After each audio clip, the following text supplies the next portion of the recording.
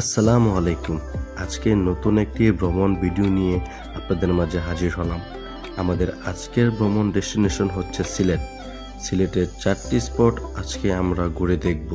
শ্রীমঙ্গল, হযরত শাহজালাল রহমতুল্লাহ আলাইহির মাজার, মালনীছড়া চা বাগান, বোলাগঞ্জ সাদা পাথর এবং ভ্রমণের সকল গাইডলাইন ও কোথায় কত টাকা খরচ তা সবকিছুই দেওয়ার চেষ্টা করব। আমাদের আজকের গন্তব্যস্থল শুরু করি গাজীপুর থেকে।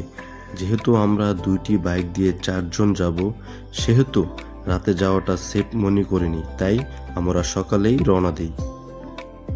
আর হ্যাঁ, যারা বাইক নিয়ে যাবেন তারা অবশ্যই সেফটি গিয়ার পরিধান করে যাবেন।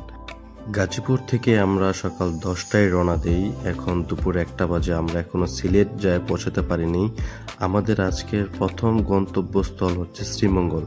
আমরা প্রথমে শ্রীমঙ্গল ঘুরবো, তারপর সিলেট শহরে যাব। তো আর দেরি না করে চলুন শুরু করা যাক আজকের ভ্রমণ যাত্রা।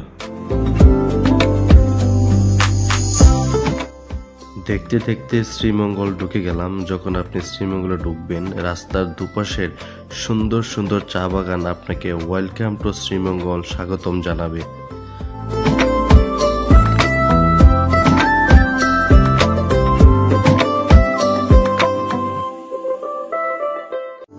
এই রাস্তা দিয়ে 2 থেকে 3 কিলোমিটার সামনে গেলেই আপনি রাস্তার বাম পাশে দেখতে পারবেন সেই চায়ের রানী শ্রীমঙ্গল মূর্তিটা। অসম্ভব সুন্দর সেই মূর্তি। চা হাতে নিয়ে আপনাকে শ্রীমঙ্গল প্রবেশের স্বাগতম জানাচ্ছে। বলতে না বলতেই চলে আসলাম সেই চায়ের রানী শ্রীমঙ্গল মূর্তিটির সামনে। সে আমাদেরকে এখান থেকেই শ্রীমঙ্গল প্রবেশের স্বাগতম জানাচ্ছে।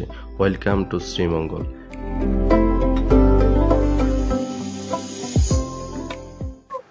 আমরা এখন আছি চায়ের দেশ শ্রীমঙ্গল। আমার পিছনে দেখতে পাচ্ছেন সেই চায়ের রানীর মূর্তিটা।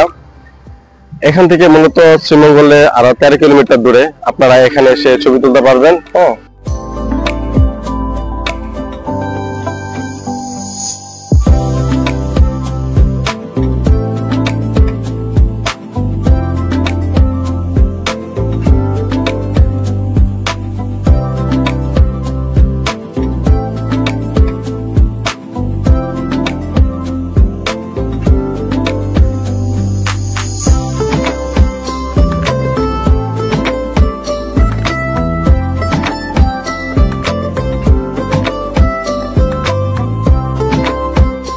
আমরা এখানে দেরি না করে শ্রীমঙ্গল শহরের উদ্দেশ্যে রওনা দিলাম।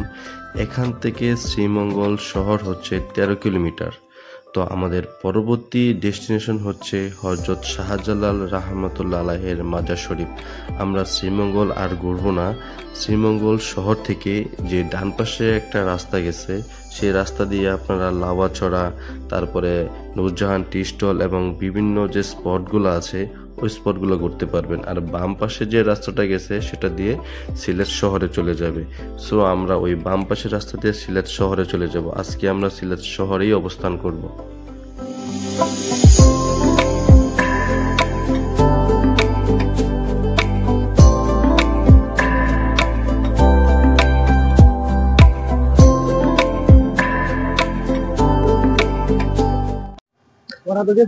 আমরা এখন আছি সিলেট হাইওয়েতে। এখান থেকে সিলেট সদর হচ্ছে 25 কিলোমিটার। মাঝখানে একটা টি ব্রেক দিলাম। তো অনেক বাইক জার্নি করে আসলাম, তো শরীরটা খুবই ক্লান্ত, কিন্তু রেস্ট নিলাম। তো প্রায় সন্ধ্যা হয়ে গেছে, আর হয়তো আমাদের 25 কিলোমিটার যেতে আধা ঘন্টা 40 মিনিট লাগতে পারে। তো আর দেরি না করে এখন রওনা দিব। সন্ধ্যা হওয়ার আগে চিন্তা করছি সিলেট সদরে চলে যাবো। ওইখানে যাওয়ার পর এখানে একটা হোটেল নিয়ে ওইখানে রেস্ট করবো আর কি। চলে আসলাম হযরত শাহজালাল রহমতুল্লাহ আলাইহির মাজার শরীফে। তো চলেন ভিতরে যাওয়া যাক। আজ থেকে 10-12 বছর আগে যখন আসছিলাম তখন মাজার এতটা সুন্দর ছিল না। এখন মাজার অনেক সুন্দর করেছে, ভিতরে এবং বাহিরের পরিবেশটা খুবই সুন্দর। আর আজকে এই মাজারের দর্শনার্থী অনেক বেশি, পর্যটক অনেক বেশি দেখতেছি। আর এপাশটা হচ্ছে মাজার, আর মাজারের ঠিক এপাশে হচ্ছে মসজিদ। মসজিদটা এখন খুব সুন্দর করেছে। মসজিদ থেকে বাহিরের গেটটা দেখতে খুবই সুন্দর লাগে। আর মাজারের অপোজিট পাশেই রয়েছে কবরস্থান। কবরস্থানের শত শত মুসলমান এখানে কবরে শায়িত আছেন। কবরস্থানে না আসলে আপনি আসলে দুনিয়া এবং আখিরাত কখনোই অনুভব করতে পারবেন না। আর এখানে চিত্রনায়ক সালমান শাহর কবরও আছে। তো চলেন দেখে আসি চিত্রনায়ক সালমান শাহের কবরটা। এই যে এই পাশটাই হচ্ছে সালমান শাহের কবর, অনেক পুরাতন। অনেক আগে যখন আসছিলাম তখন এরকমই দেখেছি, এখনো এরকমই রয়েছে। এখানে বিশাল বড় একটা পুকুর, এখানে অনেকগুলো গজার মাছ নাকি দেখা যায়। তো চলেন দেখি আসলে কি গজার মাছ আছে কি নাই।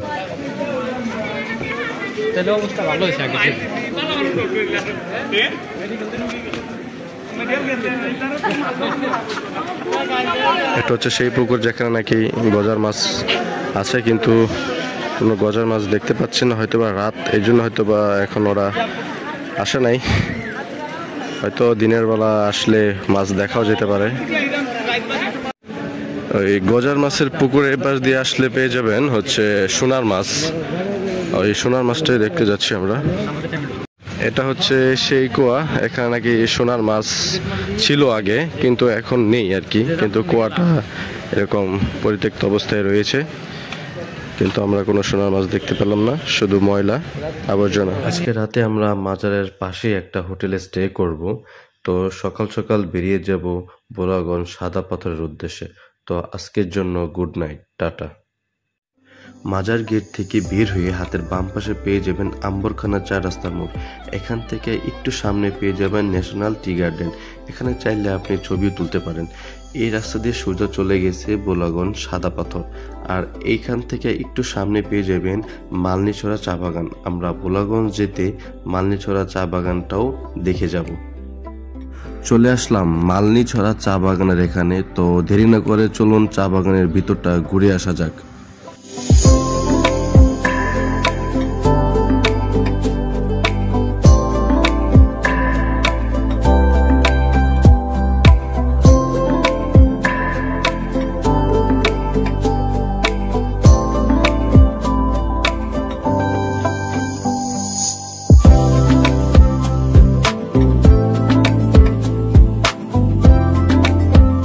চা বাগানের ভিতরে না আসলে আপনি চা বাগানের সৌন্দর্য কখনই বুঝবেন না। এই মালনীছড়া চা বাগানটা আসলেই অনেকটা সুন্দর। ভিডিওতে দেখতে পাচ্ছেন সারি সারি টিলায় টিলায় চা বাগানে ভরা। আমরা এই চা বাগানের চা পাতার চা খাবো এবং এখান থেকে কিছু চা পাতা কিনে নেব। তো এই চা বাগানের ভিতরেই কিন্তু ওদের নিজস্ব দোকান আছে। ওরা এই চা বাগানের চা ওদের নিজস্ব ফ্যাক্টরিতে তৈরি করে এখানে বিক্রি করে, এবং এখানে যারা থাকে বা আদিবাসী তারা এই চাটা বিক্রি করে থাকেন। মালনীছড়া চা বাগানের ভিতরে আসলে এরকম ছোট ছোট সুন্দর কিছু দোকান পাবেন। এখান থেকে এই চা বাগানের ভিতরের তাজা চাপাতির চা খেতে পারবেন। এই চা বাগান আসলে অবশ্যই এই দোকান থেকে এই চাটা ট্রাই করবেন। একদম অরিজিনাল যে প্রাকৃতিক টেস্ট, এই টেস্টটা এখানে পাবেন। আমরা মালনীছড়া চা বাগান ঘোরাঘুরি শেষ করে এখন চলে যাচ্ছি সাদা পাথর। তো সাদা পাথরে যে সৌন্দর্য সেটা এখন উপভোগ করব। তো মালনীছড়া থেকে আজকে বিদায় নিলাম। তো দেখা হবে সাদা পাথর।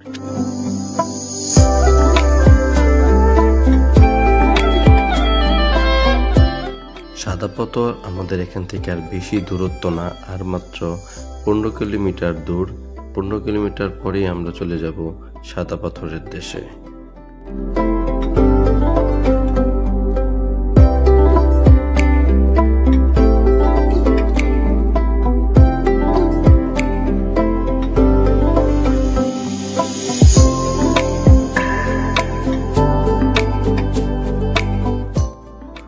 ওই দূরে যে কালো কালো মেঘগুলো দেখতেছেন, এগুলা মেঘ নয়, এগুলো হচ্ছে পাহাড়।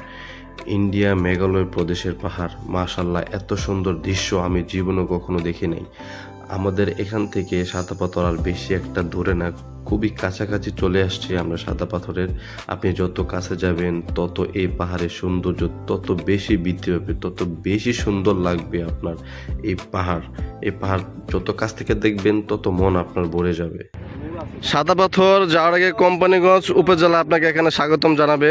তার ঠিক অপোজিট পাশে দেখেন পাহাড়, ইন্ডিয়ার মেঘালয় পাহাড়।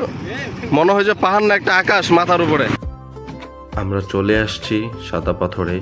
সামনে দেখতেছেন বিশাল বড় বড় পাহাড়। পাহাড়গুলো যেন আকাশ ভেদ করে দিয়েছে। কালো কালো মেঘের আড়ালে ঢেকে আছে বড় বড় পাহাড়। এক একটা পাহাড় এক একটার থেকে অনেক বড়।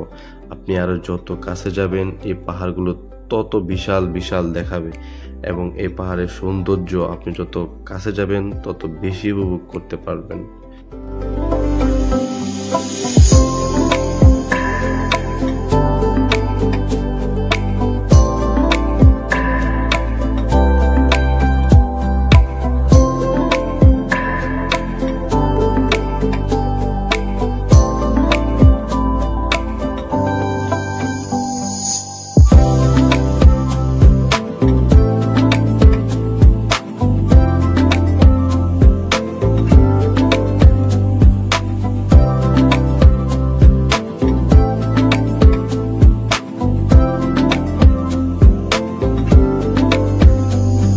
মাশাল্লাহ মাশাল্লাহ, আল্লাহর দুনিয়া এত সুন্দর, এখানে না আসলে বোঝা যাবে না। আমার পিছনে হচ্ছে ইন্ডিয়ার মেঘালয়ের পাহাড়, আর আমি আছি বর্তমানে ইন্ডিয়ার বর্ডারের ভিতরে আছি, সীমানার ভিতরে আছি, বাংলাদেশ ইন্ডিয়ার সীমানার ভিতরেই। আর আমার পিছনে যে দেখতেছেন ওইটা হচ্ছে মেঘালয়, এবং ওখানেই হচ্ছে আমাদের সাদা পাথর। তো আমরা এই নদী দিয়েই ওই সাদা পাথরে চলে যাব। এই নদী দিয়ে আমরা চলে যাব একটা ট্রলার ভাড়া করে ওই সাদা পাথর। তো চলেন সাদা পাথরের দিকে যাওয়া যাক। আমরা একটি নৌকা ভাড়া করার জন্য ঘাট থেকে যাচ্ছি। আপনারা এই ঘাট থেকে যেই নৌকাটায় নিয়ে যাবেন ঠিক আসার সময় একই নৌকা দিয়ে আবার আসতে হবে। তো উপরে নামার পরে আপনারা অবশ্যই নৌকার ড্রাইভারের নাম্বারটা রাখবেন। আর এই ঘাটে অনেকগুলো দোকান দেখতে পাবেন, স্থানীয় কিছু ইন্ডিয়ান প্রোডাক্ট আছে, আপনারা চাইলে এখান থেকে কিছু কিনতে পারেন। আমরা 800 টাকা দিয়ে একটি বুট ভাড়া করে নিলাম। আপনারা এখান থেকে একজন যান আর 8 জন যান, ভাড়া কিন্তু 800 টাকায় দিতে হবে। তবে 8 জনের বেশি যাওয়া যায় না, ওরা 8 জনের বেশি নেয় না।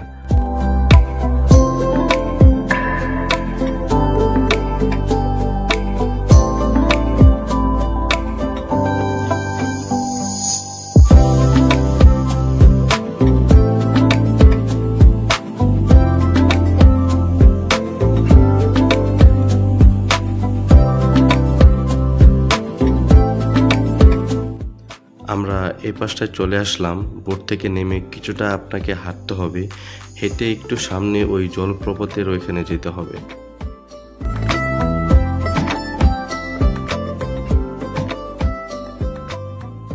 এই জায়গাটাকে কেন সাদা পাথর বলা হয়, কারণ এখানে প্রচুর পরিমাণ সাদা পাথর পাওয়া যায়। এখানে যত পাথর দেখবেন সবই হচ্ছে সাদা পাথর। আমার পিছনে হচ্ছে ইন্ডিয়ার মেঘালয়, এবং এই মেঘালয় থেকে যে ঝর্ণাটা চলে আসে এটা আমাদের বাংলাদেশের ভিতরে ঢুকে পানিগুলা। এখন অবশ্য পানি একটু কম, 2 দিন আগে অনেক বৃষ্টি ছিল, বৃষ্টিতে পানি অনেক ছিল, এখন পানিটা কম। দেখতে পাচ্ছেন আমার পিছনে অনেকে পানিতে ভিজতেছে। হ্যাঁ, আর এই পুরাটা এলাকাটা জুড়ে হচ্ছে সাদা পাথর দিয়ে ভরা। খুবই সুন্দর। এখানে না আসলে আসলে আপনি এত সৌন্দর্যটা আপনি উপভোগ করতে পারবেন না। অবশ্যই আসবেন, আপনার মনটা একদম ভরে যাবে। সিলেট ভ্রমণের সার্থকতা আপনি এখান থেকেই পাবেন। এখানে কক্সবাজারের মতো বসার বেঞ্চ আছে, আপনারা ভাড়া নিয়ে বসতে পারেন, এবং আপনাদের প্রয়োজনীয় জিনিসপত্র এখানে লকারে রাখতে পারেন। লকার 100 টাকা ভাড়া। আপনি যদি পানিতে নামেন আপনার পোশাক, মোবাইল, মানিব্যাগ সবকিছুই লকারে রেখে পানিতে নামতে পারেন।